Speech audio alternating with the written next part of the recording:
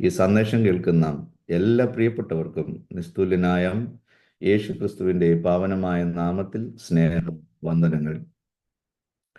നമുക്കറിയാം, ഈ ലോകം ഒരു കലുഷിതമായ അന്തരീക്ഷത്തിലേക്ക് പോയിക്കൊണ്ടിരിക്കുകയാണ്. മനുഷ്യന്റെ ദുഷ്ടത ഓരോ ദിവസവും ഓരോ ദിവസവും വർദ്ധിച്ച് പെരുകിക്കൊണ്ടിരിക്കുകയാണ്. ഓരോ ദിവസത്തെയും വാർത്തകൾ കേൾക്കുമ്പോൾ മനുഷ്യന്റെ മനസാക്ഷിയെ മരവിപ്പിക്കുന്ന ഞെട്ടലോടെ എത്ര എത്ര ക്രൂരമായ അതിക്രൂരമായ 2 വയസ്സുള്ള കുഞ്ഞിനെ സ്വന്തം അപ്പൻ പീഡിപ്പിച്ചു കൊല്ലുന്നു. സ്വന്തം കുഞ്ഞുങ്ങളെ, മൈനറായിട്ടുള്ള കൊച്ചു കുഞ്ഞുങ്ങളെ അമ്മ കാമുകന് വേണ്ടി ഏൽപ്പിച്ചു കൊടുക്കുന്നു. എത്ര ക്രൂരമായ! അപ്പൻ മകനെ അടിച്ചു കൊല്ലുന്നു, മകൻ അപ്പനെ അടിച്ചു കൊല്ലുന്നു, മക്കൾ അമ്മയെ ഒരു ദയവില്ലാതെ തല്ലിക്കൊല്ലുന്നു. കുഞ്ഞുങ്ങൾ ഭയത്തോടുകൂടെ, മാതാപിതാക്കൾ ഭയത്തോടുകൂടെ കുഞ്ഞുങ്ങളെ സ്കൂളിലേക്ക് അയക്കുന്നു.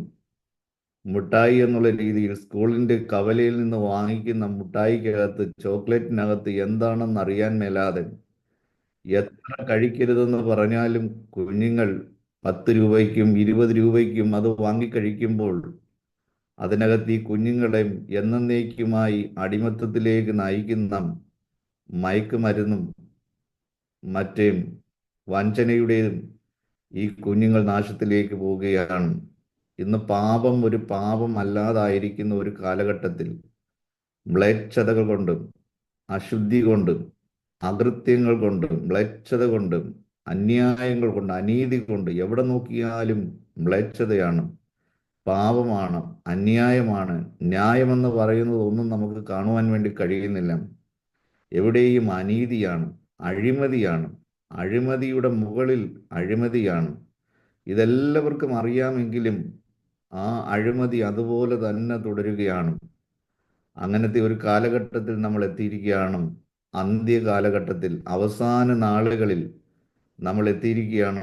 രാജ്യങ്ങളോടും ജാതികളോടും ഏറ്റുമുട്ടുകയാണ്. ദൈവത്തിൻ്റെ കർത്താവായ യേശു ക്രിസ്തുവിൻ്റെ വരവും ഏറ്റവും ആസന്നമായിരിക്കുന്ന ഒരു കാലഘട്ടത്തിലാണ് നാം വന്നെത്തിയിരിക്കുന്നത്. ദൈവത്തിൻ്റെ വചനമായ ബൈബിളിലെ ഓരോ വചനങ്ങളും നിവർത്തിയായിക്കൊണ്ടിരിക്കുകയാണ്. നമുക്ക് ഒന്നേ ചെയ്യുവാനുള്ളൂ, ഇതൊക്കെയും കാണുമ്പോൾ കർത്താവിൻ്റെ സന്നിധിയിൽ കരയുക, ഞരങ്ങുക, നിലവിളിക്കുക, പ്രാർത്ഥിക്കുക, നമ്മളെ തന്നെ സൂക്ഷിച്ചു കൊള്ളുക, നമ്മളെ തന്നെ ശുദ്ധീകരിച്ചു കൊള്ളുക. കർത്താവ് പറയുന്നു, അവസാനത്തോളം സഹിച്ചു നിൽക്കുന്നവർ രക്ഷിക്കപ്പെടും.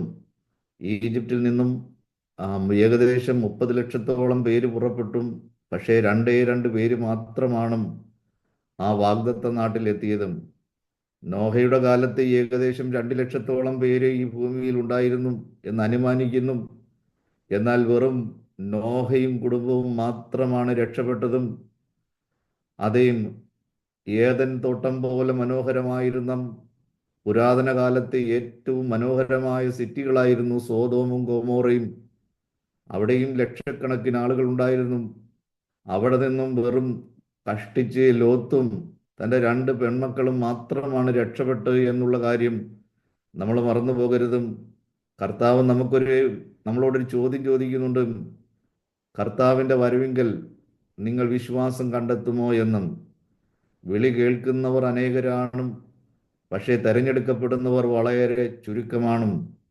സ്വർഗത്തിലേക്കുള്ള വഴി ഇടുക്കവും ഞെരുക്കവും ഉള്ളതാണ്, അത് കണ്ടെത്തുന്നവർ വളരെ ചുരുക്കമാണെന്ന് ദൈവത്തിൻ്റെ വചനം പറയുന്നു.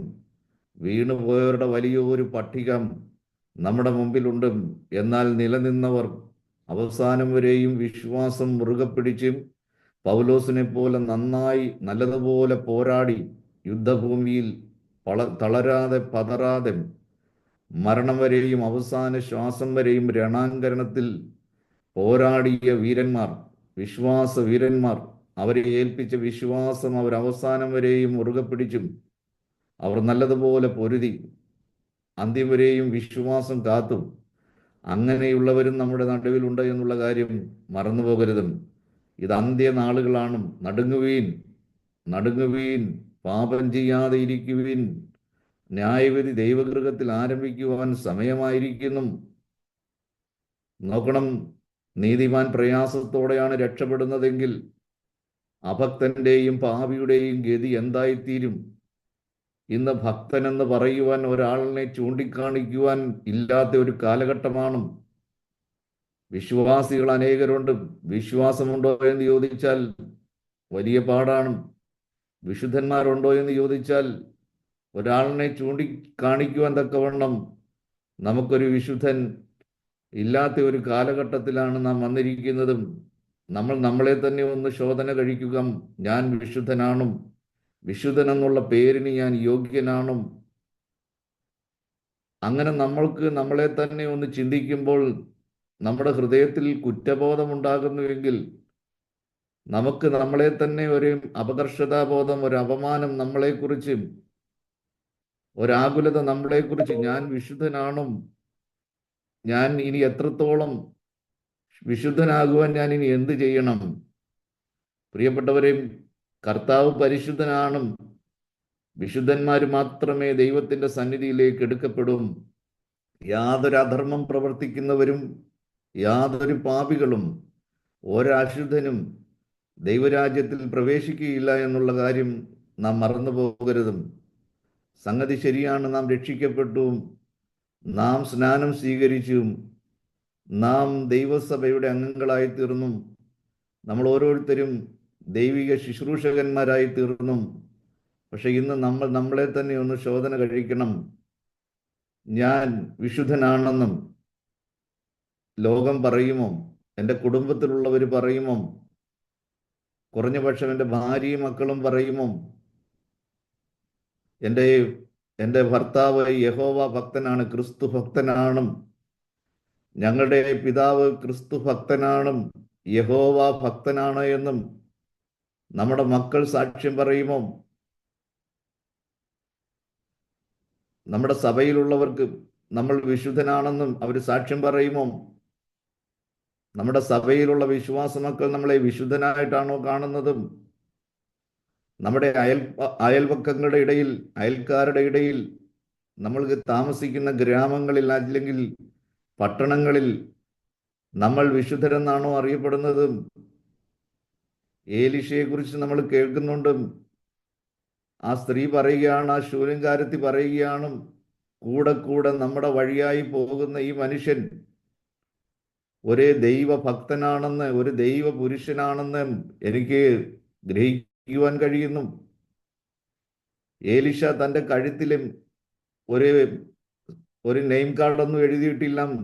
ഞാൻ യഹോവയുടെ ഭക്തൻ, ഞാൻ ദൈവപുരുഷൻ എന്നുള്ള ബോർഡൊന്നും എഴുതി ഏലീശ തൻ്റെ കഴുത്തിൽ തൂക്കിയിട്ടുണ്ടല്ലോ നടന്നതും. പ്രിയപ്പെട്ടവരെ, നമ്മുടെ നോട്ടവും നമ്മുടെ സംസാരവും നമ്മുടെ ഓരോ നിരൂപണങ്ങളും ലോകം കാണണം.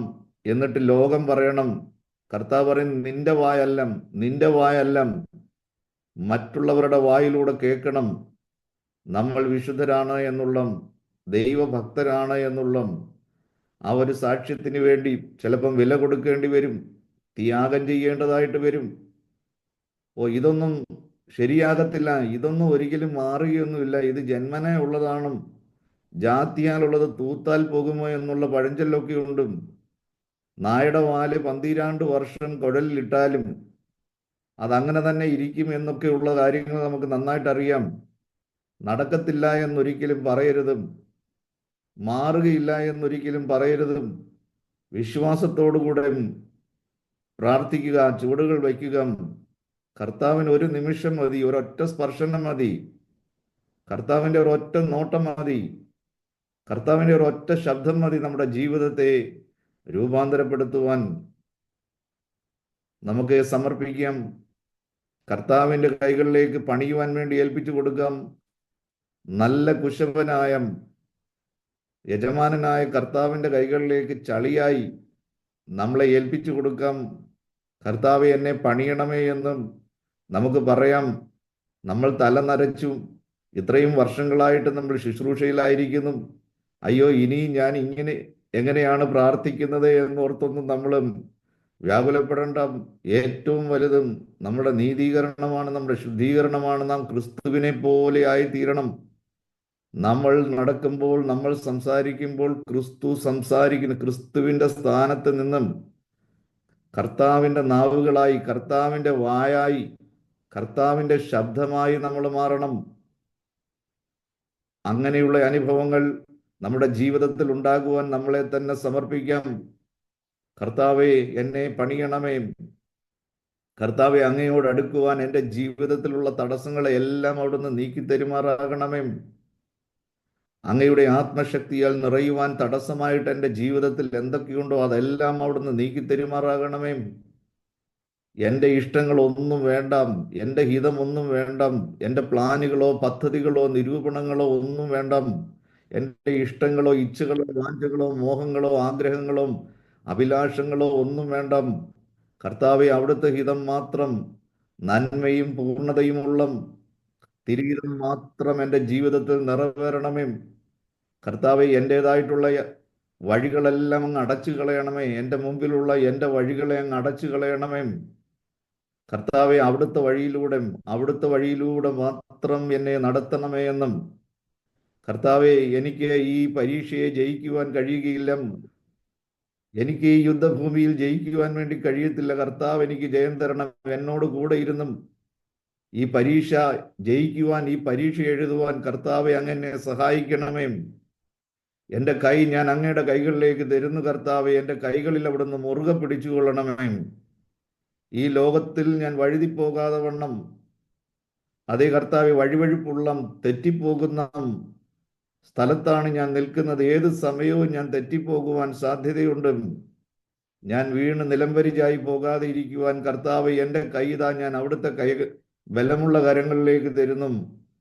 എൻ്റെ കരങ്ങളെ അവിടുന്ന് മുറുകെ പിടിച്ചുകൊള്ളണമേ. ഒരിക്കലും ഞാൻ വഴുതിപ്പോകാതെ വണ്ണം അവിടുത്തെ ബലിഷ്ഠമായ കരങ്ങളിൽ എന്നെ മുറുകെ പിടിച്ചുകൊള്ളണമേ എന്നും ഒരു ശിശുവിനെ പോലെ നാം പറയുന്നുവെങ്കിൽ, പ്രാർത്ഥിക്കുന്നുവെങ്കിൽ, അത് നന്നാകുവാൻ, മാറുവാൻ, രൂപാന്തരപ്പെടുവാൻ നാം ആഗ്രഹിക്കുന്നുവെങ്കിൽ ഒരു ശിശുവിനെ പോലും പ്രാർത്ഥിക്കാമോ? കർത്താവെ, അവിടുത്തെ സ്നേഹത്താൽ എന്നെ നിറയ്ക്കണമേ.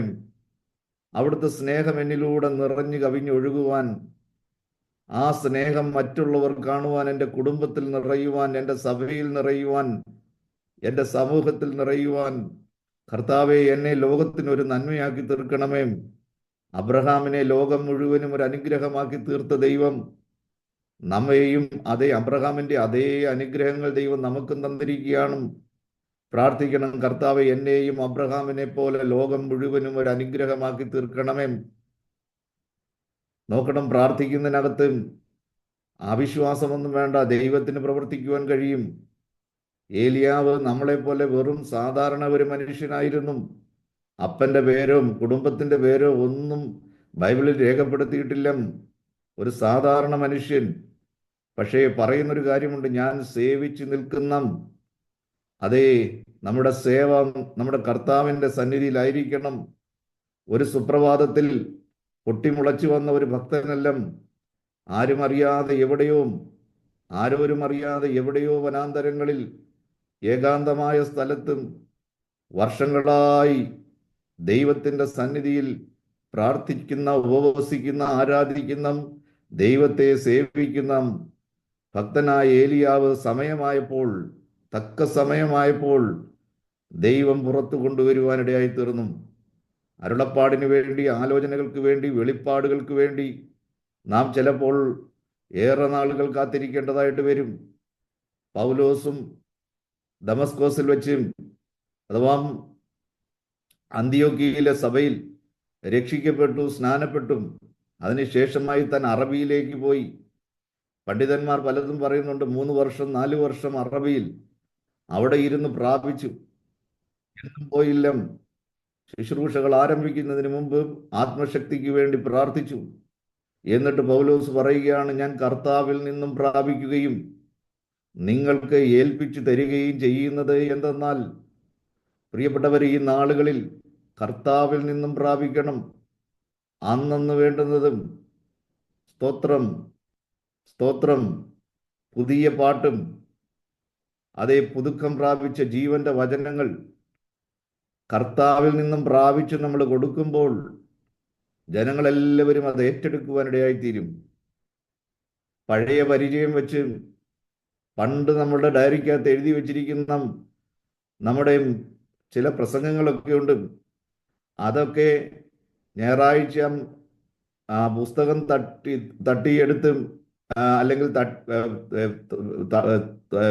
തട്ടി തുടച്ചിട്ടും അന്നേരം എടുത്ത് പറയുന്ന വചനങ്ങളൊന്നും ആരുടെയും ഹൃദയത്തിൽ ക്രിയ ചെയ്യുകയില്ല. കർത്താവിൽ നിന്നും പ്രാപിച്ചിട്ട് നമ്മൾ കൊടുക്കുമ്പോൾ ഓരോ ഞായറാഴ്ച കഴിയും തോറും ദൈവദാസന്മാർ ദൈവസന്നിധിയിൽ ഇരിക്കണം. കർത്താവെ, അടുത്ത കൂട്ടായ്മയിൽ, അടുത്ത സഭായോഗത്തിൽ ജനങ്ങൾക്ക് ഞാൻ കൊടുക്കേണ്ടുന്ന വചനങ്ങൾ എനിക്ക് നൽകണമേ.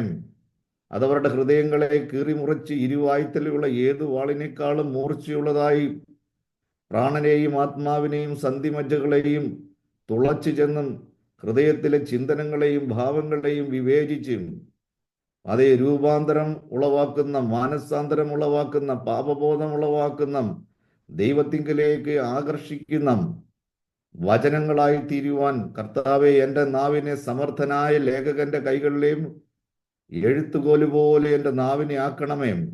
കർത്താവ്, എൻ്റെ ഹൃദയത്തെ ശുദ്ധീകരിക്കണം, എൻ്റെ നാവിനെ ശുദ്ധീകരിക്കണം, എൻ്റെ കണ്ണുകളെ ശുദ്ധീകരിക്കണം, എൻ്റെ കരങ്ങളെ, കാലുകളെ, ഹൃദയത്തെ ശുദ്ധീകരിക്കണം. എന്നെ അവിടുത്തെ വിശുദ്ധ മന്ദിരമാക്കി തീർക്കുമാറാകണമേ. കർത്താവെ, അവിടുത്തെ കണ്ണുകളാക്കി എൻ്റെ കണ്ണുകളെ മാറ്റണം. അവിടുത്തെ കരങ്ങളായി എൻ്റെ കരങ്ങളെ ഉപയോഗിക്കണം. മോശയുടെ കരത്തോടു കൂടെ ഇരുന്ന ദൈവം മോശയുടെ കരം കണ്ടാലൊന്നും ചെങ്കടലിൽ ചലിക്കത്തില്ല, അവിടെ നിൽക്കത്തേയുള്ളൂ. എന്നാൽ മോശ കൈ നീട്ടിയപ്പോൾ ചെങ്കടൽ കണ്ടത് മോശയുടെ കൈയെല്ലാം, മറിച്ച് സൃഷ്ടിച്ചവന്റെ കൈയാണ്, സൃഷ്ടാവായ ദൈവത്തിന്റെ കൈയാണ്. സമുദ്രം കണ്ടതും സമുദ്രം യഹോവയുടെ കൈ കണ്ടും സമുദ്രം ഞെട്ടിവിറച്ചും സമുദ്രം ഭയന്നുപോയി. സമുദ്രം യജമാനൻ കൽപ്പിച്ചതുപോലെ രണ്ടായി പിളർന്നു മാറുവാനിടയായി തീർന്നു. അതെ, നമ്മൾ കരം നീട്ടുമ്പോൾ നമ്മുടെ കരമല്ല, കർത്താവിൻ്റെ കരം അവിടെ കാണണം. സാത്താൻ കർത്താവിൻ്റെ കരം കാണണം. നമ്മൾ കാണുമ്പോൾ നമ്മുടെ കണ്ണുകൾ കർത്താവിൻ്റെ കണ്ണുകളായി, നമ്മുടെ നാവ് കർത്താവിൻ്റെ നാവായി തീരണം, നമ്മുടെ ശബ്ദം കർത്താവിൻ്റെ ശബ്ദമായി തീരണം. ഈ ദിവസങ്ങളിൽ ദൈവം പ്രവർത്തിക്കുമെന്ന് ഞാൻ വിശ്വസിക്കുന്നു. സമർപ്പിക്കുന്നവരെയും ഏൽപ്പിച്ചു കൊടുക്കുന്നവരെയും സ്വർഗത്തിലെ ദൈവം പരിശുദ്ധാത്മാവും വീണ്ടും തൻ്റെ ശക്തിയാൽ നിറയ്ക്കുമെന്ന് ഞാൻ വിശ്വസിക്കുന്നു. പ്രിയപ്പെട്ടവരും, പരിശുദ്ധാത്മാവ് ഇന്നും പ്രവർത്തിക്കുന്നു. ഇന്നും ആഗ്രഹിക്കുന്നവരെ തനിക്ക് വേണ്ടി, പരിശുദ്ധാത്മാവിന് വേണ്ടി വിലയോടുകൂടെ വില കൊടുക്കുവാൻ തയ്യാറായിട്ടുള്ളവരെ ദൈവം വീണ്ടും നിറയ്ക്കുമെന്ന് ഞാൻ വിശ്വസിക്കുന്നു. അല്ലാതെ ഈ വെള്ളിയാഴ്ച ഒരു ഉപവാസ പ്രാർത്ഥനയുണ്ട്. 11 മണിക്ക് ഉപവാസ പ്രാർത്ഥന തുടങ്ങും. 1 മണിയാകുമ്പോൾ ഉപവാസ പ്രാർത്ഥന അവസാനിക്കും. കേരളത്തിൽ ഒരു ചടങ്ങാണ്. 1 മണി കഴിയുമ്പോൾ ഇലയും കൊണ്ട് അവിടുത്തെ കൊച്ചമ്മ ഓടുകയാണ്. അവിടെ ഓണത്തെ പോലും വെല്ലുന്ന സദ്യയാണ് നടക്കുന്നത്. ഇത് കണ്ടപ്പോൾ ഞാൻ പാസ്റ്ററോട് ചോദിച്ചു, പാസ്റ്ററെ, ഇന്നത്തെ ദിവസം എന്തുവാ, ഉപവാസ പ്രാർത്ഥനയല്ല ഇവിടെ നടക്കുന്ന? എന്തോ ഇത് 10:30 വരും, 11 വരും, 1 മണിയാകുമ്പോൾ പിടിച്ചു നിർത്തും, വീണ്ടും സമൃദ്ധമായ ഭക്ഷണം അങ്ങോട്ട് വിളമ്പുകയാണ്. പ്രിയപ്പെട്ടവരെ, നമ്മൾ എങ്ങോട്ടാണ് പോകുന്നതെന്ന് നമുക്ക് തന്നെ അറിയത്തില്ല. നാശത്തിലേക്കുള്ള പോക്കാണ്. അതേ, ദൈവസന്നിധിയിൽ നേരോടുകൂടെ പ്രാർത്ഥിക്കുവാനും ഉപവസിക്കുവാനും നമ്മൾ സമർപ്പിക്കുകയാണെങ്കിൽ നിശ്ചയമായിട്ടും ദൈവം തൻ്റെ ശക്തി നമ്മുടെ മേൽ അയക്കുവാൻ ഇടയായിത്തീരും. നിങ്ങൾക്കറിയണമോ, ഒരു കറുത്ത യൗവനക്കാരൻ, നീഗ്രോ ബോയ്, ഒരു യൗവനക്കാരൻ, അവൻ്റെ പിതാവ് ഒരടിമയായിരുന്നു. ഒരടിമയായ നീഗ്രോയുടെ മകൻ ബൈബിൾ വായിച്ചു രക്ഷിക്കപ്പെട്ടും ദൈവസഭയിൽ, വെള്ളക്കാരുടെ സഭയിൽ പോയിക്കൊണ്ടിരിക്കുകയാണ്. അപ്പോസ്തല പ്രവൃത്തി വായിച്ചും അപ്പോസ്തല പ്രവൃത്തി 1ഉം 2ഉം ഒക്കെ വായിച്ചു കൊണ്ടിരിക്കുമ്പോൾ തൻ്റെ ഉള്ളിലേക്ക് ഒരു വിശ്വാസം കടന്നു വന്നും അപ്പോസ്തല പ്രവൃത്തി 1:8 വീണ്ടും നടക്കും, അപ്പോസ്തല പ്രവൃത്തി 2-ാം അധ്യായം വീണ്ടും സംഭവിക്കും എന്ന് ആ ചെറുപ്പക്കാരൻ വിശ്വസിച്ചും തൻ്റെ സഭയിലുള്ള വെള്ളക്കാരനായ പാസ്റ്ററോട് പറഞ്ഞു, അപ്പോസ്തല പ്രവൃത്തി 2-ാം അധ്യായം വീണ്ടും നടക്കും നടക്കും, ദൈവം അത് വീണ്ടും ചെയ്യുമെന്ന് പറഞ്ഞു. എന്നാൽ ആ വെള്ളക്കാരുടെ സഭയിലുള്ളവ മൂപ്പന്മാര് പറഞ്ഞതും, എടോ അത് 1-ാം നൂറ്റാണ്ടിൽ നടന്ന സംഭവമാണ്, ഇത്രയും നൂറ്റാണ്ട് നടന്ന് ഇനി ഒന്നും സംഭവിക്കത്തൊന്നുമില്ല, അത് നടന്ന കാര്യമാണ്, ഇനി അതൊന്നും നടക്കുകയില്ല. എന്നാൽ ഈ ചെറുപ്പക്കാരന്റെ ഉള്ളിൽ ഇതിങ്ങനെ കത്തിക്കൊണ്ടേ ഇരുന്ന് അത് കെട്ടുപോയില്ല. അതിങ്ങനെ പുകഞ്ഞു പുകഞ്ഞു പുകഞ്ഞും അവൻ സഭയിൽ ചെല്ലുമ്പോഴെല്ലാം അവൻ ഇത് തന്നെ പറയാൻ വേണ്ടി തുടങ്ങി. അവന് പ്രാർത്ഥിക്കാൻ ഒരു അവസരം ലഭിക്കുമ്പോൾ അവൻ ഈ വചനങ്ങൾ പറഞ്ഞും പ്രാർത്ഥിക്കുവാൻ വേണ്ടി തുടങ്ങി. ഇത് ആ സഭയ്ക്ക് ഒരു അലോസരമായി തീർന്നു. അവസാനം ആ സഭയിലുള്ളവരെ അവനെ താക്കീത് ചെയ്തും, ഇനി ഈ കാര്യം ഇവിടെ മിണ്ടിപ്പോകരുതെന്ന് പറഞ്ഞു. അവസാനം അവനെ ആ സഭയിൽ നിന്ന് പുറത്താക്കി. എന്നിട്ട് ആ സഭ അവനെ വിരോധമായിട്ട് പൂട്ടിക്കളയുവാനിടയായി തീർന്നു. അവനെ പുറത്താക്കി. എന്നിട്ട് അത് മാത്രമല്ല അവർ ചെയ്തത്, അടുത്തുള്ള സഭകളിലെല്ലാം മെസ്സേജ് കൊടുത്ത് ഇവൻ വന്നാൽ കയറ്റരുതെന്ന്. അങ്ങനെ ഇവൻ ഒറ്റപ്പെട്ടു പോയിരുന്ന് പ്രാർത്ഥിക്കുവാൻ പോലും ഒരിടമില്ലാതെ തൻ്റെ സുഹൃത്തായ കറുത്ത വർഗക്കാരനായ ലീ എന്ന് പറയുന്ന ഒരു കൂട്ടുകാരന്റെ വീട്ടിൽ ചെന്നും അദ്ദേഹത്തോട് ചോദിച്ചു, അയാളും വിശ്വാസിയാണ്, എനിക്ക് നിങ്ങളുടെ വീട്ടിലിരുന്ന് പ്രാർത്ഥിക്കുവാൻ സൗകര്യം തരാമോ എന്ന് ചോദിച്ചു. അയാൾ മനസ്സോടുകൂടെ തൻ്റെ ചെറിയ വീട്ടിലെ ആ ഒരു ചെറിയ മുറി, അതേ ഉള്ളൂ, 10-15 പേർക്ക് ഇരിക്കാവുന്ന മുറി, അതിനകത്ത് പ്രാർത്ഥിച്ചു കൊള്ളാൻ പറഞ്ഞു. എന്തായാലും ഒരു ചെറുപ്പക്കാരൻ വീട്ടിൽ വന്ന് പ്രാർത്ഥിക്കുമ്പോൾ ആ വീട്ടിലുള്ള ലീയും തൻ്റെ ഭാര്യയും 2 കുഞ്ഞുങ്ങളും ആ പ്രാർത്ഥനയോട് ചേർന്നു. അത് കഴിഞ്ഞിട്ട് ഒരു 4 പേരും കൂടെ ആ പ്രാർത്ഥനയിൽ ചേർന്നു. 3 ദിവസം കഴിഞ്ഞപ്പോൾ അവർക്ക് തോന്നി ഉപവാസം കൂടെ അവരുടെ പ്രാർത്ഥനയോട് ചേർക്കണമെന്നും ഉപവസിച്ച് പ്രാർത്ഥിക്കണമെന്ന് തോന്നി. അങ്ങനെ അവർ 10 ദിവസം പ്രാർത്ഥിക്കുവാൻ ഇടയായിട്ടൊന്നുമില്ല, മറ്റൊന്നുമില്ല. അവരെ ബൈബിള് പഠിപ്പിക്കുവാൻ പ്രസംഗിക്കുവാൻ ഒന്നും അവിടെ ഒരു പാസ്റ്റർമാരും ഇല്ല. അവർക്ക് ഒരേ ഒരു ലക്ഷ്യമേ ഉള്ളൂ, അപ്പോസ്തല പ്രവൃത്തി 2-ാം അധ്യായം നടക്കും. എല്ലാ ദിവസവും എല്ലാ മണിക്കൂറുകളും അതേ വചനങ്ങൾ തന്നെ അവർ വായിച്ച് കർത്താവിനോട് പറഞ്ഞു, കർത്താവേ, ഇത് വീണ്ടും നടക്കുമെന്ന് ഞങ്ങൾ വിശ്വസിക്കുന്നു, ഇത് വീണ്ടും അവിടുന്ന് ഞങ്ങളുടെ നടുവിൽ ചെയ്യുമാറാകണമെന്നും. അങ്ങനെ 10-ാമത്തെ ദിവസം ഈ സെയ്മൂർ എന്ന് പറയുന്ന ഈ ചെറുപ്പക്കാരന്റെ മേലല്ല ആദ്യമായിട്ട് ആത്മാവ് വന്നതും അവിടെ കൂടിയിരുന്ന ഒരു കറുത്ത വർഗക്കാരന്റെ മേൽ ഇത് വരുവാനിടയായി തീർന്നു. അതൊരു തുടക്കമായിരുന്നു. അത് കഴിഞ്ഞ് ലീ എന്ന് പറയുന്ന എൻ്റെ സുഹൃത്തിന്റെ മേൽ ഈ ആത്മാവ് ഇറങ്ങി വന്നു. അത് കഴിഞ്ഞ് 2 കൊച്ചു കുഞ്ഞുങ്ങളുടെ മേൽ ഈ പരിശുദ്ധാത്മാവ് ഇറങ്ങി വന്നു. അത് കഴിഞ്ഞിട്ടാണ് ഈ സെയ്മൂർ എന്ന് പറയുന്ന ഈ കറുത്ത വർഗക്കാരന്റെ മേൽ ഈ ആത്മാവ് ഇറങ്ങി വന്നത്. അങ്ങനെ ആത്മശക്തിയോടെ വ്യാപരിക്കുവാൻ വേണ്ടി തുടങ്ങി. ഇത് കേട്ട് കേട്ട് കേട്ട് ആളുകളെല്ലാം കൂടെ ഓടിക്കൂടുവാൻ വേണ്ടി തുടങ്ങി. ആ ചെറിയ വീട്ടിനകത്ത് 10-15 പേർക്ക് ഇരിക്കാവുന്ന വീട്ടിനകത്ത് ഏകദേശം 100 പേരോളം തിങ്ങിക്കൂടി. അവസാനം ആ ചെറിയ വീട് ഇടിഞ്ഞു വീഴുവാൻ, തകർന്നു വീഴുവാൻ ഇടയായി തീർന്നു. പക്ഷെ ഒരാൾക്ക് പോലും ഒരു പോറല് പോലും ഏൽറ്റില്ല. പ്രിയപ്പെട്ടവരെ, പരിശുദ്ധാത്മാവിന്റെ പ്രവൃത്തിയൊക്കെ അങ്ങനെയായിരിക്കും. നമുക്കറിയാം, ഇന്ന് വീഴിക്കുന്നവർ ഇങ്ങനെ നടക്കുകയാണ്. വീഴിക്കുന്നവരുടെ പുറകെ ഒരു 4-5 എണ്ണം ഇങ്ങനെ നടക്കുകയാണ് വീഴുന്നവരെ പിടിക്കാൻ വേണ്ടി. എടാ, ദൈവത്തിന്റെ ആത്മാവിലാണ് വീഴുന്നതെങ്കിൽ നീ എന്തിനാ പിടിക്കാൻ വേണ്ടി പോകുന്നത്? നോക്കണം, പഞ്ചാബിൽ ഒരു ഫ്രോഡുണ്ട്. ഇന്നലെ അവന്റെ വാർത്ത കേൾക്കുവാനിടയായി തീർന്നു. വർഷങ്ങൾക്ക് മുമ്പ് ആദ്യമായിട്ട് അവന്റെ ഒരു ശബ്ദം കേട്ടപ്പോൾ തന്നെ ഞാൻ പറഞ്ഞു, ഇവൻ ഫ്രോഡാണെന്ന് പറഞ്ഞു. അവിടെ വലിയ അത്ഭുതം. വിജേന്ദർ സിംഗ് എന്ന് പറയുന്ന, പ്രിയപ്പെട്ടവരെ, നിങ്ങൾ കേട്ട് കാണും, ഇന്നലെ മലയാള മനോരമയിലും മെയിൻ ന്യൂസ് ആണ് വന്നതും. അവൻ തട്ടിപ്പാണ്, അവൻ കള്ളനാണ് എന്നുള്ള വാർത്ത വരുവാൻ, തെളിവുകൾ സഹിതം വരുവാനായിട്ടും ഇടയായി തീർന്നു. എനിക്കറിയാവുന്ന ഏറ്റവും അടുത്ത ഒരു കുടുംബം, അവരും ഒരല്പം പ്രയാസം അവരുടെ ജീവിതത്തിൽ കടന്നു വന്നപ്പോൾ, ഒരു രോഗം കടന്നു വന്നപ്പം അവര് എന്നോട് പറയുകയാണ്, പാസ്റ്ററെ, ഞാനും ഇയാളുടെ അടുക്കലെന്ന് പോയിക്കൊള്ളട്ടെ എന്ന് പറഞ്ഞു. ഞാൻ പറഞ്ഞു, ഒരിക്കലും പോകരുത് എന്ന് പറഞ്ഞ് അവരെ എന്ത് ചെയ്തു, ഞാൻ നിരുത്സാഹപ്പെടുത്തി. നിങ്ങൾ അവിടെ പോകണ്ട, നിങ്ങൾ ഇരിക്കുന്നിടത്ത് തന്നെ നിങ്ങൾ വിശ്വസിക്കുന്ന ദൈവത്തിന് കടന്നു വരുവാൻ കഴിയും. ഒരുപക്ഷെ അവർക്ക് വിഷമം ഉണ്ടായിക്കാണും. അവർ പറഞ്ഞത്, കുറച്ചു പേര് അവിടെ പോയി, വലിയ അത്ഭുതങ്ങളൊക്കെ നടന്നു, അത് കേട്ടപ്പോഴാണെന്ന് പൊയ്ക്കളയാമെന്ന് വിചാരിച്ചതും. പ്രിയപ്പെട്ടവരെയും അവിടെയും ഇവിടെയും എവിടെയും ഒക്കെ അത്ഭുതങ്ങൾ എന്നൊക്കെ പറഞ്ഞും അവിടെയും ഇവിടെയും വലിഞ്ഞു കയറി പോകരുതും. വല്ലവരുടെയൊക്കെ കൈയെടുത്തും അത് അശുദ്ധരായവരും അല്ലെങ്കിൽ ദൈവത്താൽ ത്യജിക്കപ്പെട്ട കള്ളന്മാരുടെയൊക്കെ കൈയെടുത്ത് നമ്മുടെ തലയിൽ വയ്ക്കുവാൻ ഇടയായി തീരരുതും.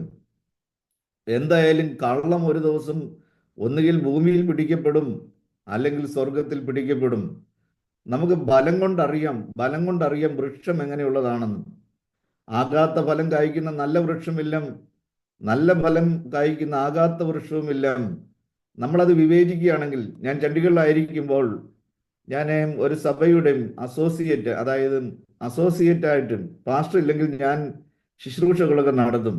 അങ്ങനെ പാസ്റ്റർ ഒരു ദിവസം ഒരു പ്രവാചകൻ വന്നു.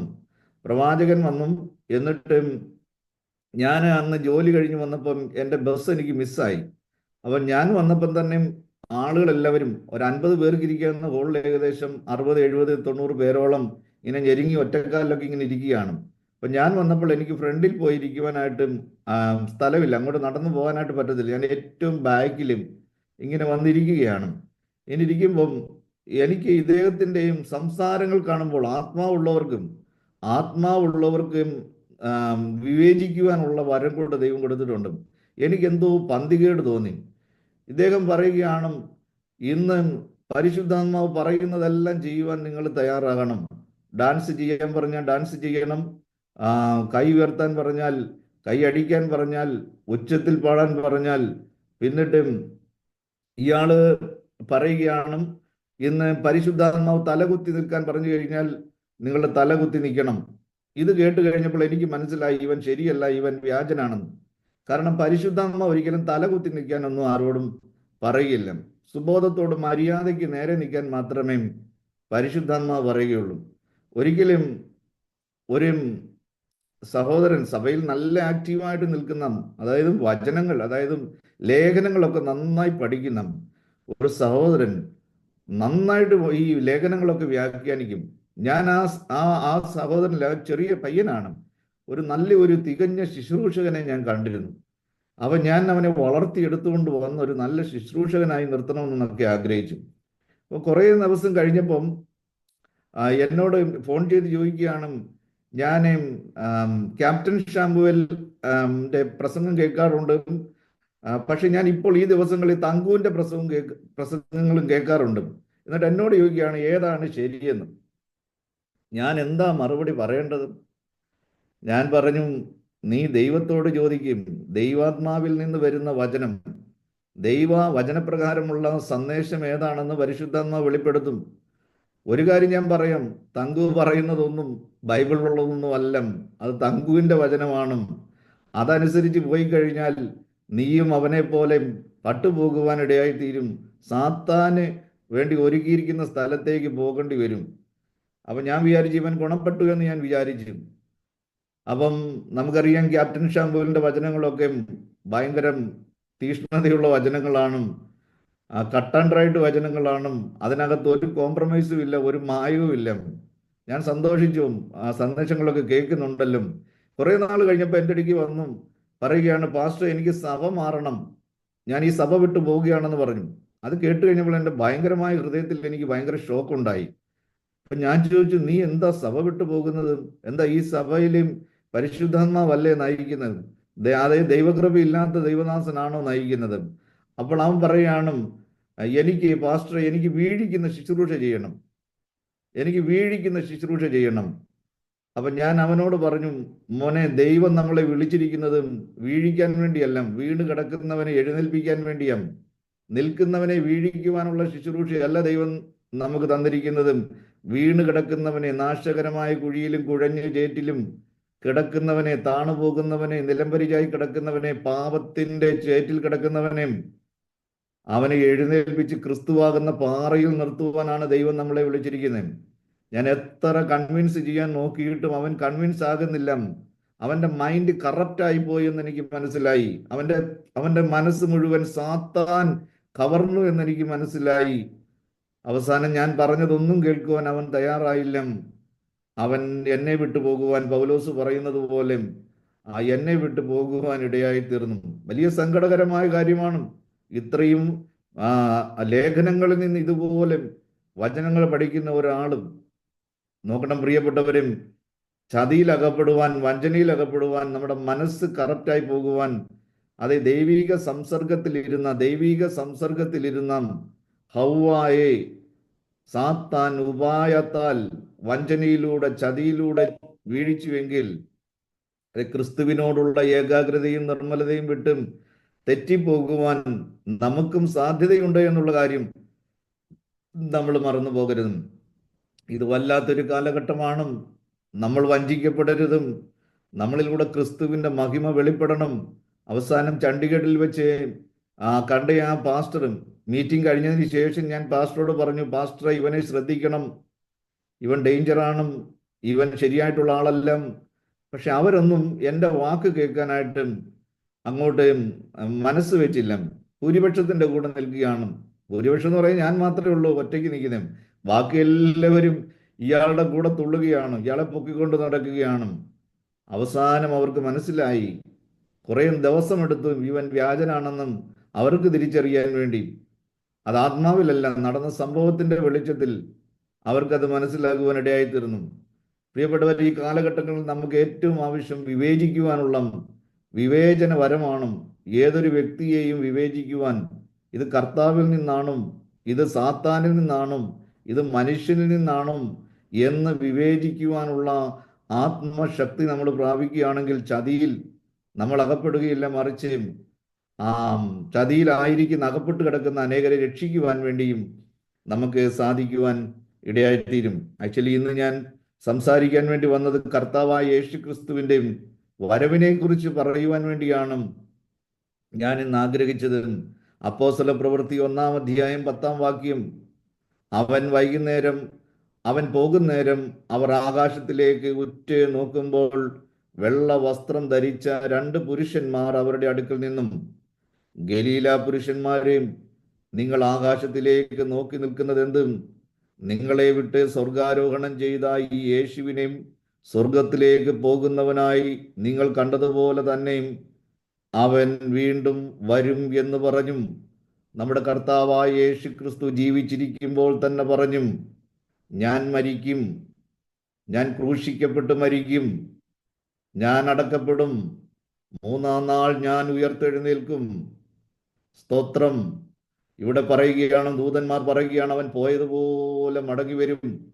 നമുക്കറിയാം, ഈ ലോകത്തിൽ അനേക ഗുരുക്കന്മാരും അനേക മത നേതാക്കന്മാരും അനേക ദേവന്മാരും അവരെല്ലാവരും പോകുകയാണ് എന്ന് പറഞ്ഞു പോയി. അതെല്ലാം അന്ത്യയാത്രയായിരുന്നു, അവസാന യാത്രയായിരുന്നു, അന്തിമ യാത്രയായിരുന്നു. എന്നാൽ നമ്മുടെ കർത്താവായ യേശു ക്രിസ്തുവിന്റെ ഉയർത്തെഴുന്നേൽപ്പും സ്വർഗാരോഹണവും അന്തിമ യാത്രയായിരുന്നില്ല. കർത്താവായ യേശു ക്രിസ്തു പറഞ്ഞു, എല്ലാവരും പോകുകയാണ് എന്ന് പറഞ്ഞു പോയി, മരിച്ചു, മൺമറഞ്ഞു. എന്നാൽ തിരികെ വരും, ഞാൻ വീണ്ടും വരുമെന്ന് പറഞ്ഞ ഈ ഉലകത്തിൽ ഒരേ ഒരാളെ ഉള്ളൂ, നമ്മുടെ കർത്താവായ യേശു ക്രിസ്തു. നമ്മുടെ കർത്താവായ യേശു ക്രിസ്തുവിനെ പോലെ ഉലകത്തിൽ ജീവിക്കുന്ന ദൈവം വേറെ ആരും ഇല്ല. നമ്മുടെ കർത്താവായ യേശു ക്രിസ്തു ജനിച്ചതുപോലെ ഇന്ന് വരെ ആരും ജനിച്ചിട്ടില്ല. നമ്മുടെ കർത്താവായ യേശു ക്രിസ്തു ജീവിച്ചതുപോലെ ഇന്ന് വരെയും ആരും ജീവിച്ചിട്ടില്ല. നമ്മുടെ കർത്താവായ യേശു ക്രിസ്തു പ്രവർത്തിച്ചതുപോലെ ഇന്ന് വരെയും ആരും പ്രവർത്തിച്ചിട്ടില്ല. നമ്മുടെ കർത്താവായ യേശു ക്രിസ്തു പറഞ്ഞിട്ടുള്ളതുപോലെ സംസാരിച്ചിട്ടുള്ളതുപോലെ ഇന്ന് വരെയും ആരും സംസാരിച്ചിട്ടില്ല, പറഞ്ഞിട്ടില്ല. നമ്മുടെ കർത്താവായ യേശു ക്രിസ്തു മരിച്ചതുപോലെ ഈ ഉലകത്തിൽ ഒരാൾ പോലും മരിച്ചിട്ടില്ല. നമ്മുടെ കർത്താവായ യേശു ക്രിസ്തു ഉയർത്തെഴുന്നേറ്റതുപോലെ ഇന്ന് വരെയും ഒരുവൻ ഈ ഉലകത്തിൽ ഉയർത്തെഴുന്നേറ്റിട്ടില്ല. നമ്മുടെ കർത്താവായ യേശു ക്രിസ്തു തിരുവെഴുത്തിൻ പ്രകാരം ജനിച്ചും തിരുവെഴുത്തിൻ പ്രകാരം ജീവിച്ചും തിരുവെഴുത്തിൻ പ്രകാരം മരിച്ചും തിരുവെഴുത്തിൻ പ്രകാരം യേശു ക്രിസ്തു ഉയർത്തെഴുന്നേറ്റും അതേ യേശു ക്രിസ്തു ഇനി വീണ്ടും വരും. അത് ഇന്ന് വരെ ഉലകത്തിൽ ആർക്കും പറയുവാൻ കഴിയാത്തതും ആരും ചെയ്തിട്ടില്ലാത്തതും നമ്മുടെ കർത്താവായ യേശു ക്രിസ്തു പറഞ്ഞു, ഞാൻ വീണ്ടും വരും. നമ്മുടെ കർത്താവായ യേശു ക്രിസ്തുവിനെ പോലെ ഈ ലോകത്തിൽ വേറെ ആരും ഇല്ല എന്നുള്ള യാഥാർത്ഥ്യം. നാം സേവിക്കുന്ന ദൈവം, നാം സേവിക്കുന്ന ദൈവം, നാം ആരാധിക്കുന്ന ദൈവം, നാം വണങ്ങുന്ന ദൈവം, നാം ശുശ്രൂഷിക്കുന്ന ദൈവം, നാം എടുത്തിരിക്കുന്ന ദൈവത്തിന്റെ വചനം, അത് ജീവനുള്ള ദൈവത്തിന്റെ വചനമാണ്. ആരൊക്കെ അല്ല അല്ല അല്ല എന്ന് പറഞ്ഞാലും അതല്ലാതാകുന്നില്ല. സത്യം സത്യമായി തന്നെ നിലനിൽക്കും. വ്യാജന്മാര്, ബോഷ്ക്ക് പ്രചരിപ്പിക്കുന്നവർ, കള്ളപ്രവാചകന്മാരും, അവർ കള്ളം ബോഷ്ക്ക് പറഞ്ഞുകൊണ്ടേയിരിക്കും. അവരുടെ തിയറി എന്ന് പറയുന്നത് often repeat a life for many time people would believe. ഒരു കള്ളം സത്യമാണെന്ന് പല പ്രാവശ്യം പറയുമ്പോൾ ജനങ്ങൾ വിശ്വസിക്കുമെന്നാണ് അവർ വിചാരിക്കുന്നത്, വിശ്വസിക്കുന്നതും.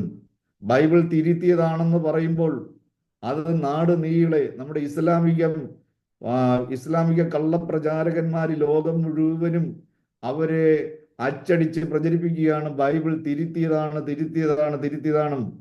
എത്ര തിരുത്തിയതാണെന്ന് പറഞ്ഞാലും ബൈബിളായിട്ട് തന്നെ, ദൈവവചനമായി തന്നെ നിൽക്കുന്നു. ഞാൻ അവരോട് പറഞ്ഞിട്ടുണ്ടും, ഞാൻ അവരോട് സംവാദിച്ചിട്ടുണ്ട്, അവരോട് പറഞ്ഞിട്ടുണ്ടും, നിങ്ങൾ തിരുത്തി എന്ന് പറയുന്ന ഈ പുസ്തകം, കോപ്പിയാണെന്ന് പറയുന്ന ഈ പുസ്തകം, ഇന്ന് ഈ പുസ്തകം വായിച്ചിട്ടാണ്, തിരുത്തി എന്ന് പറയുന്ന ഈ പുസ്തകം വായിച്ചിട്ടാണ് ഞാൻ മാനസാന്തരപ്പെട്ടതും ഞാൻ രക്ഷിക്കപ്പെട്ടതും. ഇന്നും ലോകത്തിൽ ആയിരങ്ങൾ, പതിനായിരങ്ങൾ, ലക്ഷക്കണക്കിനും ഇന്നും പാപികളെ രൂപാന്തരപ്പെടുത്തുന്ന ഒരു സന്ദേശമുണ്ടെങ്കിൽ, ഇന്നും ഇന്നും നരകയോഗ്യരായ മനുഷ്യരെ സ്വർഗ യോഗ്യരാക്കി മാറ്റുന്ന ഒരു പുസ്തകമുണ്ടെങ്കിൽ, ഇന്നും പാപികളായ മനുഷ്യരെ മാനസാന്തരത്തിലേക്ക് നയിക്കുന്ന ഒരു പുസ്തകമുണ്ടെങ്കിൽ, അത് ഈ ദൈവത്തിന്റെ വചനമാണ്. തിരുത്തി എന്ന് പറയുന്ന പുസ്തകത്തിന് ഇത്രയും ശക്തി ഉണ്ടെങ്കിൽ ഇത് ദൈവത്തിന്റെ വചനമല്ലാതെ മറ്റെന്താണ്? ഉലകത്തിൽ വേറെ ഒരു മതഗ്രന്ഥങ്ങളും, അവരുടെ മതഗ്രന്ഥങ്ങൾ വായിച്ചു കഴിഞ്ഞാൽ അവൻ കൊടും ക്രൂരനായി മാറും. അവൻ നല്ല മനുഷ്യനാണെങ്കിൽ, നല്ല മനസാക്ഷിയുള്ളവനാണെങ്കിലും, നല്ല സമൂഹത്തിൽ നല്ല കരുണയുള്ളവനായി ജീവിക്കുന്നവനാണെങ്കിലും, അവരുടെ മതഗ്രന്ഥം വായിച്ചു കഴിഞ്ഞാൽ അവൻ ദുഷ്ടനായി മാറും, അവൻ ചെന്നായായി മാറും, അവൻ കഠിനഹൃദയനായി മാറും, അവൻ മനുഷ്യന്റെ രക്തദാഹിയായി മാറും. നിരപരാധികളെ കൊല്ലുവാൻ തക്കവണ്ണം അവൻ അത്ര ദുഷ്ടഹൃദയമുള്ളവനായി മാറും, അവൻ ഭീകരനായി മാറും അവരുടെ പുസ്തകം വായിച്ചാൽ. എന്നാൽ ബൈബിൾ വായിച്ചു കഴിഞ്ഞാൽ എത്ര കൊടും നീചനായ മനുഷ്യനെയും, കൊടും പാപികളെയും, കൊടും ക്രിമിനലുകളെയും, കൊടും പാപികളെയും രൂപാന്തരപ്പെടുത്തുന്നതാണ് ദൈവത്തിന്റെ വചനം. കർത്താവ് പറയുകയാണ്, നിന്റെ പാപങ്ങൾ രക്താംബരം പോലെ കടുംചുവപ്പായിരുന്നാലും ഹിമം പോലെ ഞാൻ അതിനെ വെളുപ്പിക്കാം. ദൈവത്തിന്, കർത്താവായ യേശു ക്രിസ്തുവിന്റെ രക്തത്തിന് ക്ഷമിക്കാൻ കഴിയാത്ത ഒരു പാപങ്ങളുമില്ല. കർത്താവായ യേശു ക്രിസ്തുവിന്റെ രക്തത്തിന് കഴുകിക്കളയാൻ കഴിയാത്ത ഒരു പാപക്കറകളുമില്ല. യേശു ക്രിസ്തുവിന്റെ രക്തം സകല പാപങ്ങളും പോക്കി നമ്മെ ശുദ്ധീകരിക്കുന്നു. യേശു പറഞ്ഞു, യേശു സ്വർഗാരോഹണം ചെയ്തു. ദൂതന്മാർ പറയുകയാണ്, അവൻ പോയതുപോലെ തന്നെ മടങ്ങി വരും. ഇതാണ് ക്രിസ്തീയ പ്രത്യാശ എന്ന് പറയുന്നത്. ഒരിക്കൽ ഞാനൊരു കത്തോലിക്ക സഹോദരനെ കണ്ടു. അവൻ മദ്യപിച്ചിട്ടുണ്ട്, നാട്ടിൽ പോയിട്ട് കുറെ നാളുകളായി, ഡോക്യുമെന്റുകളൊന്നുമില്ല, കിട്ടുന്ന പണം മുഴുവനും അവൻ മദ്യപിച്ചും അവന്റെ ഭാര്യയും കുഞ്ഞുങ്ങളെല്ലാം മറന്ന് ജീവിക്കുകയും. ഞാൻ അവനോട് പറഞ്ഞു, നീ ഇങ്ങനെ ചെയ്യരുത്. കള്ളൊഴിച്ച് വെക്കുവാനുള്ള കന്നാസല്ല നിന്റെ ശരീരം, പുകയെല്ലാം കൂടെ വലിച്ചു വെക്കുവാനുള്ള പുകക്കുഴലല്ല നിന്റെ ശരീരം. ഈ ശരീരം ദൈവത്തിന്റെ മന്ദിരമാണ്. നീ ദൈവത്തിന്റെ ശരീരം, ദൈവത്തിന്റെ മന്ദിരത്തെ നീ ദൈവത്തിന്റെ ശ്രീകോവിലാണ്, ദൈവത്തിന്റെ ആൾത്താരയാണ്, കർത്താവിന്റെ ആലയമാണ് നിന്റെ ശരീരം. നീ അതിനെ അശുദ്ധമാക്കരുത്. ഈ ശരീരം നിന്റേതല്ല. ഉടനെ അവൻ എൻ്റെ നേരെ ചൂടായി. എൻ്റെ പണം ഞാൻ ഇഷ്ടമുള്ളതുപോലെ കുടിക്കും, നിങ്ങളാരാ ചോദിക്കാൻ? ഞാൻ പറഞ്ഞു, കർത്താവ് വരാൻ സമയമായി, കർത്താവ് വരാറായി. അപ്പോൾ ആൾ എന്നോട് ചോദിക്കുകയാണ്, ഇനി എന്തിനാ വരുന്നത്? ഒരു പ്രാവശ്യം വന്നിട്ട് പോയില്ലയോ? ഒരു പ്രാവശ്യം വന്നിട്ട് കർത്താവ് പോയല്ലോ, ഇനി എന്തിനാ കർത്താവ് വരുന്നതെന്നും. കാരണം അവർക്കറിവില്ല, ഈ പുസ്തകം തുറന്ന് വായിച്ചിട്ടില്ല. കത്തോലിക്ക സഭ, ഓ സ്തോത്രം, ദൈവം അവരുടെ കണ്ണുകൾ തുറക്കുവാൻ. ഞാൻ പ്രാർത്ഥിക്കുന്നത് കത്തോലിക്ക സഭയിലുള്ളവർ പെന്തക്കോസ്തിലേക്ക് വരണമെന്നല്ല ഞാൻ പറയുന്നതും. കത്തോലിക്ക സഭയിൽ ദൈവത്തിന്റെ വചനം തുറന്നൊന്ന് വായിക്കണം. മാർട്ടിൻ ലൂതർ വായിച്ചതുപോലെ കർദിനാളന്മാർ വായിച്ചതുപോലെ, ബിഷപ്പുമാർ വായിച്ചതുപോലെ, പുരോഹിതന്മാർ വായിച്ചതുപോലെ, ജോൺ വിക്ലിഫ് വായിച്ചതുപോലെ, വില്യം ടിൻഡിൽ വായിച്ചതുപോലെ, ജോൺ ഹസ് വായിച്ചതുപോലെ ഇവർ ദൈവത്തിന്റെ വചനമൊന്ന് വായിച്ചും ആ സഭയിൽ തന്നെ മാനസാന്തരം നടക്കണം. കത്തോലിക്ക സഭകൾ പരിശുദ്ധാത്മാവിന്റെ ആലയമായി മാറണം, ദൈവപ്രവൃത്തിയുടെ കേന്ദ്രങ്ങളായി മാറണം. വിഗ്രഹങ്ങളെല്ലാം, മനുഷ്യനുണ്ടാക്കിയ വിഗ്രഹങ്ങളെല്ലാം മാറണം.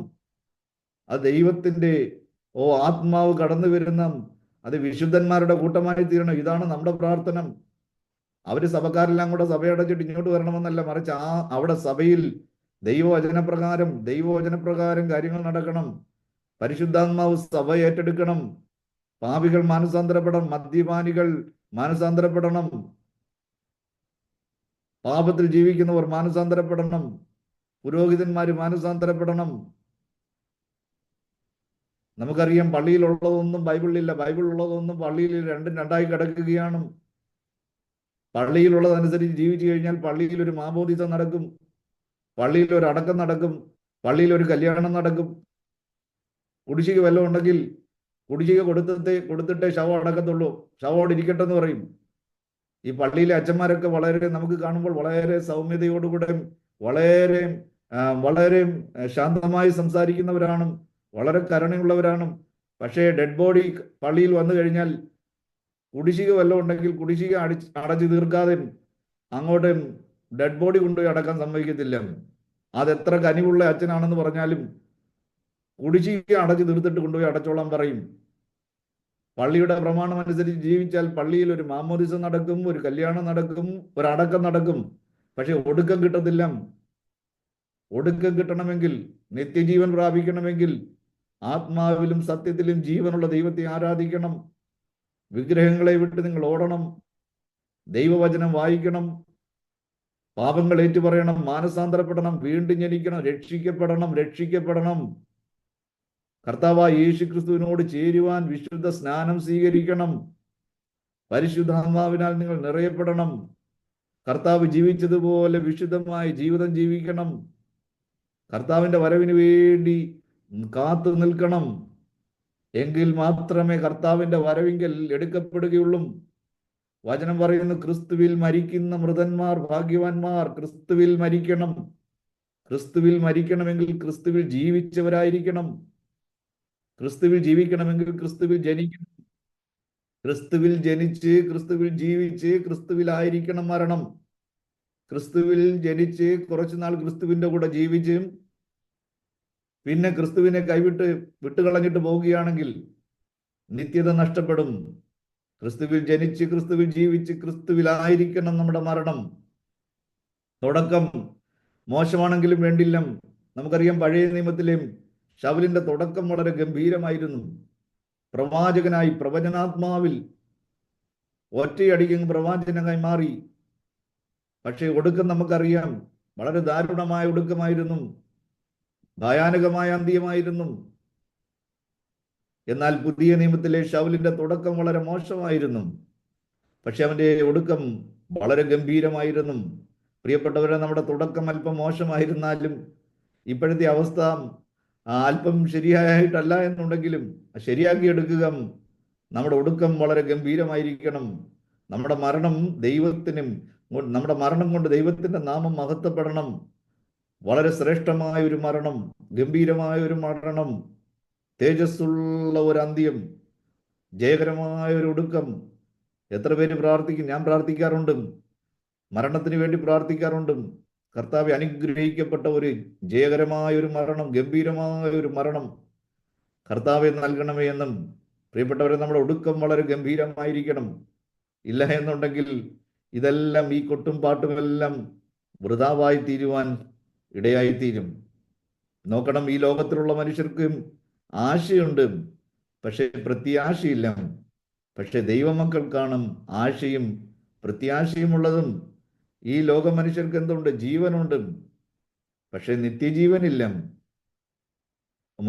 അതിനി മുകേഷ് അംബാനി ആണെങ്കിലും അദാനി ആണെങ്കിലും എത്ര വലിയ കോടീശ്വരനായിരുന്നാലും എത്രായിരം കാറുകൾ ഗ്യാരേജിൽ ഉണ്ടെന്ന് പറഞ്ഞാലും സ്വന്തമായിട്ട് വലിയ വനത്തിലുള്ളതിനേക്കാൾ വലിയ സൂ ഉണ്ടെന്ന് പറഞ്ഞാലും ഈ ഉള്ളിലുള്ള ആത്മാവ് നഷ്ടപ്പെട്ടാൽ ആ മനുഷ്യരെ പോലെ ഹതഭാഗ്യൻ. മുഴു ലോകത്തെക്കാളും വിലയേറിയതാണ് മനുഷ്യന്റെ ആത്മാവ്. പ്രിയപ്പെട്ടവരെ, ആത്മാവ് നഷ്ടമായാൽ എന്ത് പ്രയോജനം? എന്നാൽ സ്വർഗത്തിലെ ദൈവം നമുക്ക് തന്ന ആത്മരക്ഷയ്ക്കായിട്ട് സ്തോത്രം, ആത്മാവിന്റെ വീണ്ടെടുപ്പിനായിട്ട് സ്തോത്രം. നമ്മളെല്ലാവരും ഉറപ്പുള്ളവരായിരിക്കണം. എനിക്ക് ആ ഗ്യാരണ്ടി ഉണ്ട്. If I die today, I will be with my Lord, I will be in the heavenly place with my God. That's A great assurance. ആ ഒരു ഗ്രേറ്റ് അഷ്വറൻസ് നമുക്ക് എല്ലാവർക്കും ഉണ്ടായിരിക്കണം. ഞാൻ മരിച്ചാൽ ക്രിസ്തുവിനോടുകൂടെ ആയിരിക്കും. ഞാൻ മരിച്ചാൽ നിത്യതയിൽ എൻ്റെ ദൈവത്തിന്റെ സന്നിധിയിലായിരിക്കും. ആ ഒരു ഉറപ്പ് നമുക്കുണ്ടായിരിക്കണം. പണ്ട് ചണ്ഡീഗഡിലായിരിക്കുമ്പോൾ ഒരു അച്ചായനും ഒരു പഴയ സൈക്കിളിനകത്ത് വരുന്നത്. ആ സൈക്കിളും വരുന്ന വഴിക്ക് ഒരു 3-4 അടുത്തെങ്കിലും നിൽക്കും. ചെയിൻ കക്കി പോകും, അല്ലെങ്കിൽ എന്തെങ്കിലും ടയർ പഞ്ചറാകും. ഒരു പഴഞ്ചൻ സൈക്കിളാണ്. അപ്പം വരുമാനമുള്ളൊരു അച്ചായനാണ്. അപ്പം ഞങ്ങൾ പറഞ്ഞു, അച്ചായ ഒരു സ്കൂട്ടർ മേടിച്ച് കഴിഞ്ഞാൽ നല്ലതല്ലേ, മീറ്റിങ്ങിനൊക്കെ സമയത്തിന് എത്താൻ വേണ്ടി കഴിയുമല്ലോ. അപ്പം അദ്ദേഹം എന്തോ ഒന്ന് പറഞ്ഞു. ഇത് ഈ സൈക്കിൾ അങ്ങ് ഉപേക്ഷിക്കാൻ വേണ്ടി പറഞ്ഞു. അവൻ പറഞ്ഞു, ഞാൻ കളയത്തില്ല. എന്നിട്ട് അറിയാതെ തന്നെയാണോ അല്ലെങ്കിൽ വെറുതെ രസത്തിന് വേണ്ടി പറഞ്ഞാണ്, കർത്താവ് വന്നിട്ട് പോയാലും കുറച്ച് നാളോട്ട് ജീവിക്കണ്ടേന്ന്. ഈ പൈസയെല്ലാം എന്തിനാണ് ഇങ്ങനെ സൂക്ഷിച്ച് വെച്ചിരിക്കുന്നതെന്ന് ചോദിച്ചപ്പം, ആർക്ക് വേണ്ടിയാണ് ഈ പൈസ എല്ലാം കൂടി ഇങ്ങനെ വച്ചിരിക്കുന്നതെന്ന് ചോദിച്ചപ്പം, എന്തിനാണ് ഈ പഴഞ്ച സൈക്കിളിനകത്ത് നടക്കുന്നതെന്ന് ചോദിച്ചപ്പം അച്ഛൻ പറഞ്ഞാണ്, കർത്താവ് വന്നിട്ട് പോയാലും കുറച്ച് നാളോട്ട് ജീവിക്കണ്ടേന്ന്. നോക്കണം, തമാശയാണെങ്കിലും അങ്ങനെ തമാശ പറയാൻ പാടില്ല. നമ്മുടെ അധരഫലം സൃഷ്ടിക്കുമെന്നാണ് നമ്മൾ പറയുന്ന വാക്കുകൾ, തമാശയുടെ വാക്കുകൾ. കഴിഞ്ഞ ദിവസം ഒരു സഹോദരൻ തമാശയ്ക്ക് വേണ്ടി കുഞ്ഞിനെ കുറിച്ച് എന്തോ ഒരു കാര്യം പറഞ്ഞു. ഞാൻ പറഞ്ഞു, ഒരിക്കലും അങ്ങനെ പറയാൻ വേണ്ടി പാടില്ല. ദൈവമക്കൾക്ക് പൊട്ടച്ചെല്ല്, കളിവാക്ക്, ചേർച്ചയല്ലാത്തവ എന്നും പാടില്ല. നമ്മുടെ വായിലൂടെ വിശ്വാസത്തിന്റെ വാക്കുകളായിരിക്കണം വരേണ്ടത്. നമ്മുടെ കുഞ്ഞുങ്ങളെക്കുറിച്ച് പോസിറ്റീവായിട്ടുള്ള വാക്കുകളായിരിക്കും വരേണ്ടതും. ദൈവികമായിട്ടുള്ള വാക്കുകളായിരിക്കണം നമ്മുടെ വായിലൂടെ വരേണ്ടതും. നമ്മൾ ഈ ലോകപ്രകാരമുള്ള മനുഷ്യൻ ജീവിക്കുന്നത് പോലെ ജീവിക്കുകയാണെങ്കിൽ, പറയുന്നത് പോലെ പറയുകയാണെങ്കിൽ, പൊട്ടച്ചെല്ലും കളിവാക്കുമൊക്കെയായിട്ട് നമ്മൾ ജീവിക്കുകയാണെങ്കിൽ, നമ്മളും അവരും തമ്മിലുള്ള വ്യത്യാസം എന്തുവാ? ഒരു വ്യത്യാസമില്ല. നമ്മളും അവരും ഒന്നാണ്. നമ്മൾ വ്യത്യസ്തരായിരിക്കണം. ഇതാ തനിച്ചു പാർക്കുന്ന ഒരു ജനം ജാതികളുടെ കൂട്ടത്തിൽ എണ്ണപ്പെട്ടിട്ടില്ല. പൗലോസ് വെളിപ്പാടിൽ നോക്കണം, എല്ലാത്തിനും വേണ്ടുന്ന വചനങ്ങൾ ദൈവത്തിന്റെ തിരുവചനത്തിലുണ്ട്. ഇണയില്ലാതെ ഒന്നുമില്ല, എല്ലാത്തിനും ഒരു ഇണ ചേർത്ത് വെച്ചിരിക്കുകയാണ്. പൊട്ടച്ചെല്ല് പാടില്ല, കളിവാക്കുകൾ പാടില്ല, ചേർച്ചയല്ലാത്തവയൊന്നും പാടില്ല. സ്തോത്രമത്രേ. നിങ്ങൾ കൂടി വരുമ്പോൾ സങ്കീർത്തനങ്ങളാലും സ്തുതികളാലും ആത്മീയ ഗീതങ്ങളാലും പാടിയും തമ്മിൽ പ്രബോധിപ്പിച്ചും ദൈവത്തിന്റെ വചനം നിങ്ങൾ പരസ്പരം പറഞ്ഞും ക്രിസ്തു നിങ്ങൾ ഐശ്വര്യമായി വാഴണം. ആത്മീകന്റെ ഉള്ളിൽ നിന്ന് എപ്പോഴും ആത്മീകമായത് മാത്രമേ വരാൻ പാടുള്ളൂ. രാഷ്ട്രീയം പറയാൻ വേണ്ടി തുടങ്ങിക്കഴിഞ്ഞാൽ രാഷ്ട്രീയം തീപിടിച്ച അതൊരു പിശാചാണ്, രാഷ്ട്രീയ പിശാച്. ഏത് രാഷ്ട്രീയം ഇല്ലാത്തവനാണെന്ന് പറഞ്ഞാലും രാഷ്ട്രീയം പറഞ്ഞു തുടങ്ങുമ്പോൾ ഒരു വല്ലാത്ത സാത്താന്യ ശക്തി വ്യാപരിക്കും. നിങ്ങൾ എന്ത് ചെയ്യണം? എത്രയും പെട്ടെന്ന് അവിടെ നിന്ന് ചാടി എഴുന്നേറ്റ് പോയിക്കൊള്ളണം. പരിഹാസികളുടെ ഇരിപ്പിടത്തിൽ ഇരിക്കരുതും, പാപിയുടെ വഴിയിൽ നിൽക്കരുതും, ദുഷ്ടന്മാരുടെ ആലോചന പ്രകാരം നടക്കരുതും. യഹോവയുടെ ന്യായപ്രമാണം രാവും പകലും ധ്യാനിച്ചുകൊണ്ട്. ഇങ്ങനെയുള്ള സംസാരം വരുമ്പോൾ തന്നെ അവിടെ നിന്ന് എഴുന്നേറ്റ് പോയിക്കോണം. നമുക്ക് അവരെ നേരെയാക്കാൻ വേണ്ടി കഴിയത്തില്ല. നമ്മൾ എന്ത് ചെയ്തോണം? കുറഞ്ഞ പക്ഷം അവരുടെ സഭയിൽ നിന്നും ഈ സംസാരത്തിൽ നിന്നും നമ്മുടെ ഹൃദയം, മനസ്സ് കളങ്കപ്പെടാതെ വണ്ണം നമ്മൾ അവിടെ നിന്ന് എഴുന്നേറ്റ് പോയിക്കൊള്ളണം. ആർക്ക് എന്ത് തോന്നുന്നു എന്നുള്ളതല്ല. ഞാൻ ഇന്നലെ ഒരു മീറ്റിങ്ങിന് ഞാൻ പോയി. കുഞ്ഞുങ്ങളുടെ ഒരു ക്യാമ്പാണ്. ഞാൻ അവിടെ പോയപ്പം ഒരു ദൈവദാസൻ എൻ്റെ കൂടെ ഇരിക്കുകയാണ്. അവിടെ ക്യാമ്പ് നടക്കുകയാണ്, ദൈവവചനം പറഞ്ഞുകൊണ്ടിരിക്കുകയാണ്, പിള്ളേർ ദൈവവചനം കേട്ടുകൊണ്ടിരിക്കുകയാണ്. ഇദ്ദേഹം അങ്ങോട്ട് സംസാരിക്കാൻ വേണ്ടി തുടങ്ങി. എനിക്കങ്ങ് ഭയങ്കരമായ ദേഷ്യം വരുന്നുണ്ട്. എനിക്ക് അവിടെ നിന്ന് മാറിയിരിക്കുവാനായിട്ടൊരു സ്ഥലം കാണുന്നത്. കാരണം മൊത്തം ഞാൻ ഇച്ചിരി ലേറ്റായിട്ടാണ് ചെന്നത്. മുഴുവൻ സ്ഥലവും ഇങ്ങനെ പാക്കായിട്ടിരിക്കുകയാണ്. ഞാൻ പറഞ്ഞു മിണ്ടാതിരിക്കേ. പല പ്രാവശ്യം ഞാൻ പറഞ്ഞു മിണ്ടാതിരിക്കേ. നാട്ടുകാര്യം പറയാനുള്ള സമയം ഇതല്ല, ലോകകാര്യം പറയാനുള്ള സമയം ഇതല്ല. മിണ്ടാതിരിക്കേ, പറയുന്നത് കേക്ക്. അത് കഴിഞ്ഞ് കുറച്ച് കഴിഞ്ഞപ്പോൾ ഒരു ചാൻസ് കിട്ടി, ഞാൻ അവിടെ നിന്ന് അങ്ങ് മാറിപ്പോയി. നോക്കണം, ഏ, നമ്മളൊരു ദൈവസന്നിധിയിൽ ഇരിക്കുമ്പം കർത്താവിനുള്ള ഭയത്തോടു കൂടെ പിള്ളേരുടെ ക്ലാസ് ആണെങ്കിലും, ക്ലാസ് എടുക്കുന്നത് നമ്മളല്ല വേറെ ആളാണെങ്കിലും, നമ്മൾ അവിടെ ഇരുന്ന് ഈ കുഞ്ഞുങ്ങൾക്ക് വേണ്ടി ആത്മാവിൽ ജാഗരിക്കണം, ആത്മാവിൽ പ്രാർത്ഥിക്കണം. ദൈവത്തിന്റെ കൃപയാൽ കുഞ്ഞുങ്ങൾക്കെല്ലാം ഒരു വലിയ വാഞ്ച, ആത്മാവിനെ പ്രാപിക്കണം, പരിശുദ്ധാത്മാവിനെ പ്രാപിക്കണമെന്നുള്ള വലിയൊരു വാഞ്ച ഉണ്ടാകുവാനിടയിൽ തീർന്നു. കുഞ്ഞുങ്ങൾക്ക് വേണ്ടി മാക്സിമം കുഞ്ഞുങ്ങളുടെ തലയിൽ കൈവച്ച് പ്രാർത്ഥിക്കുവാൻ, ആ കുഞ്ഞുങ്ങളെല്ലാം യേശു ക്രിസ്തുവിന്റെ രക്തത്താൽ മുദ്രയിടുവാൻ ദൈവം ദൈവദാസന്മാർക്ക് ഞങ്ങൾക്ക് കൃപ തരുവാനിടയായി തീർന്നു. കുഞ്ഞുങ്ങൾക്ക് ഒരു വലിയ ആഗ്രഹം, ആൺകുഞ്ഞുങ്ങളും പെൺകുഞ്ഞുങ്ങളും അവർ ഹൃദയത്തിൽ നിന്നും ഹൃദയം തകർന്നും അവർ ദൈവസന്നിധിയിൽ കരയുന്നത് കാണുവാനിടയായി തീർന്നു. ഞങ്ങൾക്കും ദൈവസന്നിധിയിൽ കരയുവാനിടയായി തീർന്നു. നോക്കണം, ദൈവ സാന്നിധ്യത്തെ നമ്മൾ ഒരിക്കലും അലക്ഷ്യമാക്കി കളയരുത്. ദൈവത്തിന്റെ സന്നിധിയിലാണ് ഇരിക്കുന്നതെന്നുള്ള ബോധ്യം വേണം. നടുങ്ങുവീൻ, പാപം ചെയ്യാതിരിപ്പീൻ, ഭയത്തോടും മുറയിലോടും കൂടെ നിങ്ങളുടെ പ്രവാസകാലം നിങ്ങൾ കഴിച്ചുകൊള്ളുവീൻ. ദൈവം അനുവദിച്ചാൽ നമുക്ക് വീണ്ടും കാണാം. നിങ്ങളെ വിട്ട് സ്വർഗാരോഹണം ചെയ്ത ഈ യേശുവിനെയും സ്വർഗത്തിലേക്ക് പോകുന്നവനായി നിങ്ങൾ കണ്ടതുപോലെ തന്നെ അവൻ വീണ്ടും വരും എന്ന് പറഞ്ഞു. ഒരുങ്ങാം കർത്താവിന്റെ വരവിനായി. നമുക്കായി നമ്മളെ തന്നെ ഒരുക്കാം, ശുദ്ധീകരിക്കാം, വിശുദ്ധീകരണം പ്രാപിക്കാം. കർത്താവ് നമ്മയും അനുഗ്രഹിക്കുമാറാകട്ടെ.